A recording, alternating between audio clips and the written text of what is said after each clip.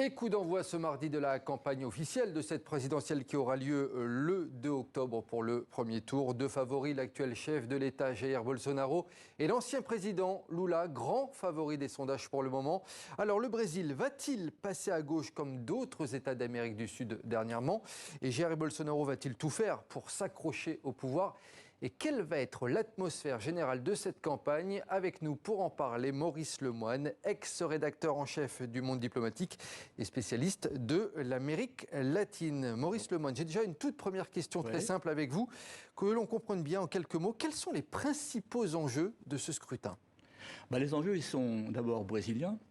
Alors, au-delà du duel droite-gauche assez classique, il y a aussi la question de savoir si on va avoir une rupture démocratique au Brésil, puisque Jair Bolsonaro, déjà par avance, conteste le résultat de l'élection. La deuxième conséquence, c'est évidemment par rapport à l'Amérique latine, avec un changement du rapport de force entre les gauches et les droites en Amérique latine, après la victoire récente de Gustavo Petro en Colombie. Et puis même au niveau plus large, je rappelle que le Brésil est membre des BRICS, Brésil, Russie, Chine, Afrique du Sud.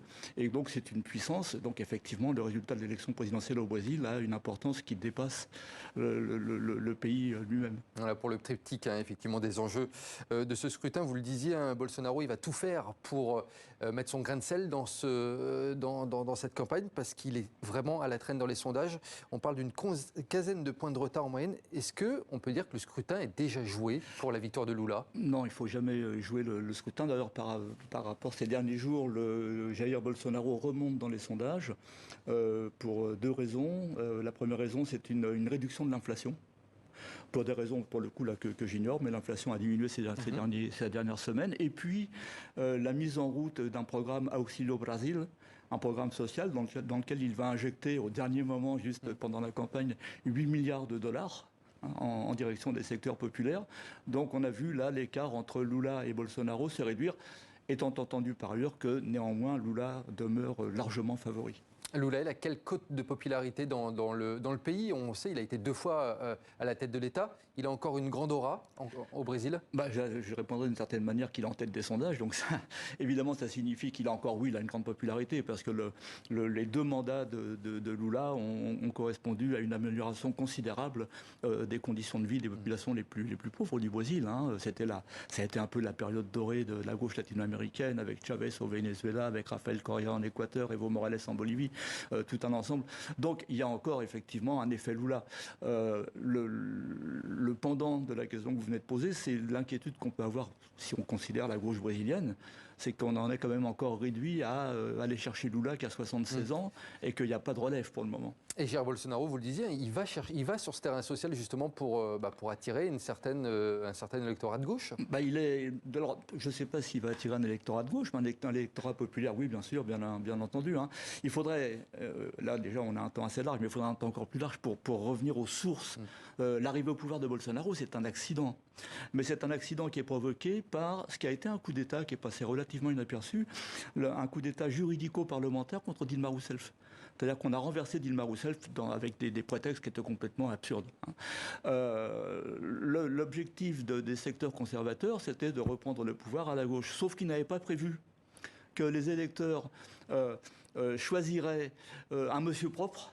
C'est-à-dire qu'on a chassé Dilma Rousseff en disant elle est corrompue, ce qui était absurde. On a mis Lula en prison pour l'empêcher de se présenter.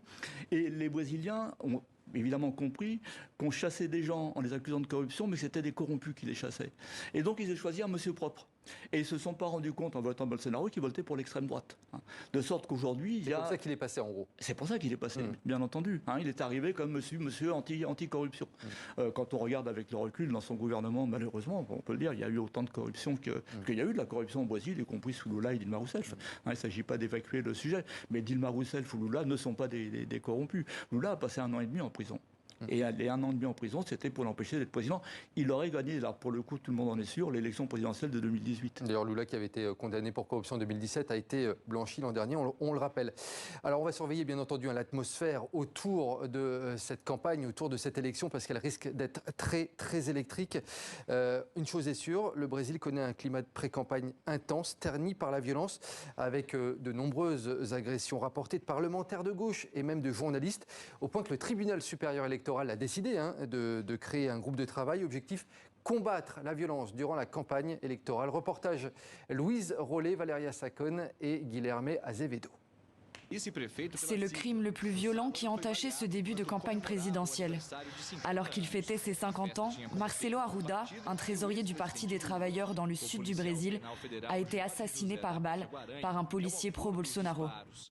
Selon la police, Guaragno est passé devant la salle des fêtes en disant « Ici c'est Bolsonaro et Lula voleur ». Il est revenu, a envahi la salle des fêtes et a tiré sur Arruda qui, blessé et déjà à terre, a répliqué. Un crime politique selon la gauche qui dénonce une escalade de la violence à quelques semaines du premier tour de l'élection présidentielle.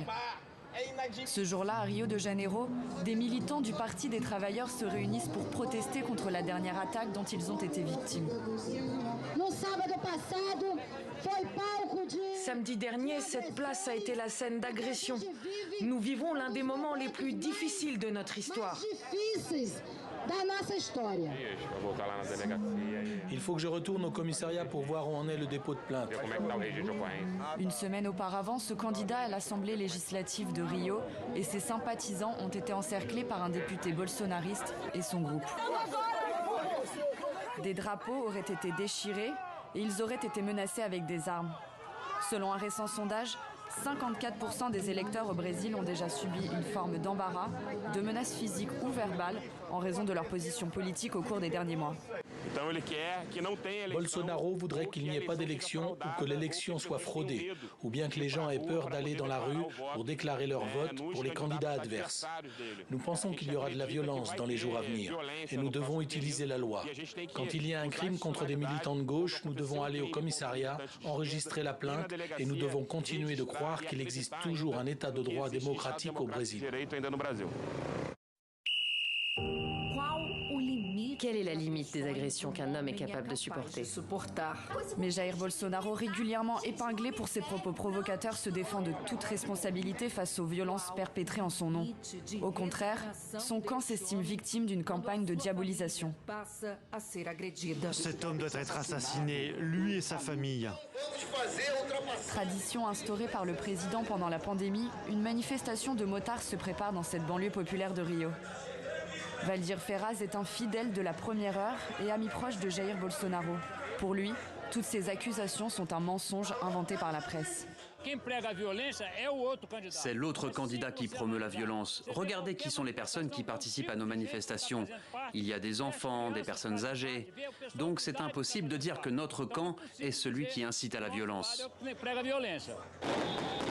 Mais au-delà des agressions, ce sont les attaques régulières du président contre le système électoral et les institutions qui inquiètent. Le 11 août dernier, un manifeste pour la défense de la démocratie au Brésil a recueilli plus d'1 million de signatures. Maurice Lemoine, je vais vous faire réagir sur ce reportage. Le risque principal de cette campagne, c'est que ce scrutin et cette campagne donc ne se déroulent pas correctement avec tous ces actes. C'est effectivement une inquiétude dans la mesure où... Je vais vous donner 3 citations, ça ne se fait pas à la télé, mais j'ai une petite note. Avec les petites fiches. Mais c'est la réponse, en fait, c'est la réponse à ce qu'on vient d'entendre des partisans de Bolsonaro qui disent c'est Lula qui provoque la violence. Déclaration de Bolsonaro en août 2021. Il appelle ses partisans à préparer un contre-coup. Et il vous dit, le moment est venu de dire que vous n'accepterez pas que quiconque à Brasilia vous impose sa volonté. Et là, il s'en prend à la Cour suprême de justice et au tribunal électoral. En mai 2022, à Curitiba, invité par des pasteurs évangéliques. Seul Dieu me sortira du fauteuil de président. Ouais, il va s'accrocher, c'est ce qu'on sait. Il va s'accrocher. Si c'est nécessaire, j'irai jusqu'à la guerre pour défendre la liberté. Donc il y a effectivement une inquiétude sérieuse. C'est Donald Trump, rappelez-vous. Sauf que... On est dans la même lignée. On est dans la même lignée.